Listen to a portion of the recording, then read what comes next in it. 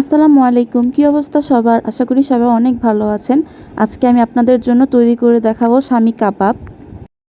এখন আমি একটি মশলা তৈরি করে নেব। এজন্য আমি নিয়েছি তেজপাতা, দারচিনি, বড় এলাচ, কয়েকটি ছোট এলাচ, লবঙ্গ, স্টার মশলা এবং গোলমরিচ আর দিয়েছি জিরা। এগুলোকে ভালো মতো ভেজে তারপরে ব্লেন্ড করে নিব। এবার একটি পাত্রে আমি গরুর মাংস নিয়ে নিয়েছি 1 কেজি পরিমাণ। গরুর মাংসগুলোকে আমি এভাবে ছোট ছোট করে কেটে নিয়েছি।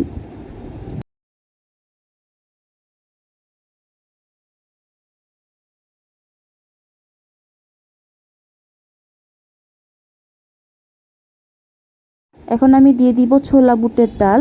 এটাকে আমি 3 ঘন্টার মতো পানির মধ্যে ভিজিয়ে রেখেছিলাম। আপনারা চাইলে সারা রাতও ভিজিয়ে রাখতে পারেন।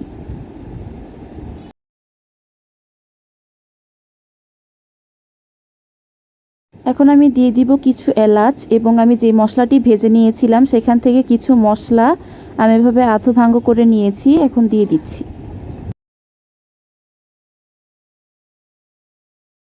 দিয়ে দিচ্ছি আদা বাটা 1 টেবিল চামচ,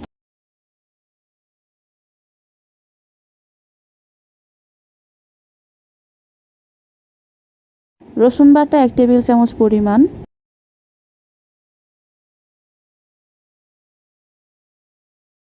লবণ দিয়ে দিচ্ছি 1.5 চা চামচ পরিমাণ,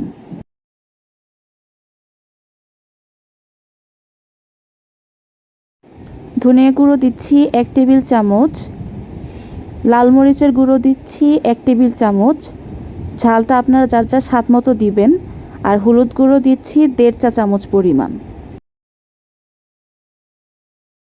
পেঁয়াজ কুচি দিয়ে দিব 1/2 কাপ পরিমাণ, দিয়ে ভালো মতো মেখে নিয়ে তারপর আমি পানি দিয়ে দিব মেজারমেন্ট কাপের 2 কাপ পরিমাণ, দিয়ে প্রেসার কুকারে আমি 22 মিনিটের মতো সিদ্ধ করে তারপর পাটায় বা ব্লেন্ডারে পেস্ট করে নিব।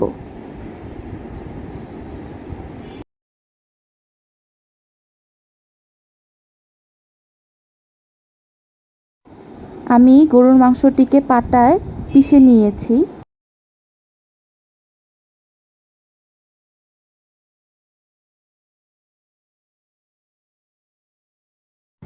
এখন আমি দিয়ে দিচ্ছি কাঁচামরিচ কুচি, পেঁয়াজ কুচি দিচ্ছি 1/2 কাপ পরিমাণ,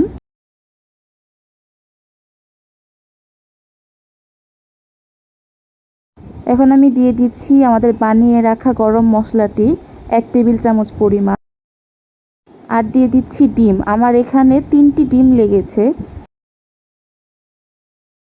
যারা নতুন রাঁধুনি আছেন তারা কাঁচা পেঁয়াজের পরিবর্তে পেঁয়াজের বেরেস্তাটি দিয়ে দিবেন, এতে করে চপগুলো বানাতে সুবিধা হবে। এখন আমি ভালো মতো মিশিয়ে নিচ্ছি।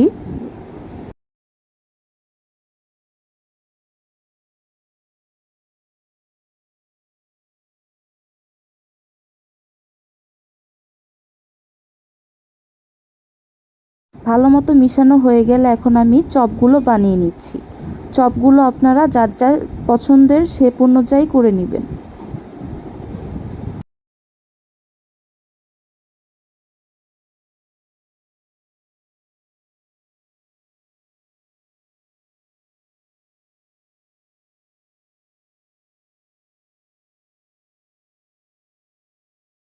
চপগুলোকে আপনারা ডিপে রেখে সংরক্ষণ করতে পারেন। চপগুলো আপনার 2 থেকে 2.5 মাসের মতো ভালো থাকবে। সবগুলো চপ আবার বানানো হয়ে গেলে আমি কয়েকটি ডিপে উঠিয়ে রাখবো এবং কয়েকটি আপনাদের ভেজে দেখাবো।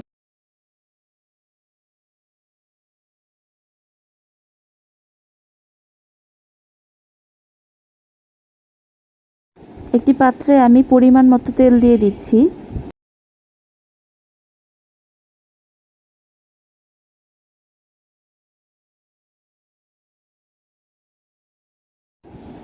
তেলটি হালকাভাবে গরম করে নিয়েছি। এখন আমি চপগুলো দিয়ে দিচ্ছি।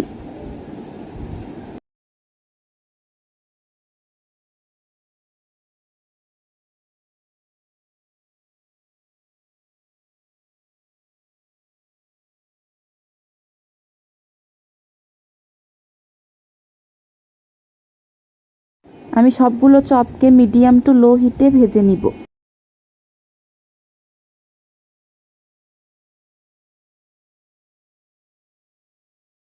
চপগুলোকে আমি এভাবে লাল লাল করে ভেজে নিয়েছি, এখন তুলে নিচ্ছি।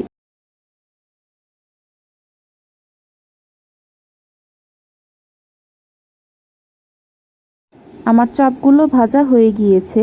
আপনাদের সুবিধার্থে আমি একটি চপ ভেঙে দেখাচ্ছি।